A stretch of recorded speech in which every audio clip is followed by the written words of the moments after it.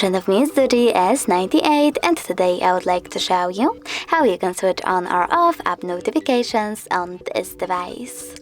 First of all, go into Settings, scroll down and tap on Notifications section. Now tap on App Settings and tap on Most Recent. Following that, select one of those options. I will go with Most Frequent. When you're ready, tap on the switcher next to an app from which you want to block notifications from, like Gmail. As you can see, all notifications from Gmail are now off, but you can always turn them back on by choosing the same switcher. If you wish to, you can always tap on one of your apps and manage notifications from here. Thanks so much for watching. If you enjoyed this video, leave a like, comment, and don't forget to subscribe.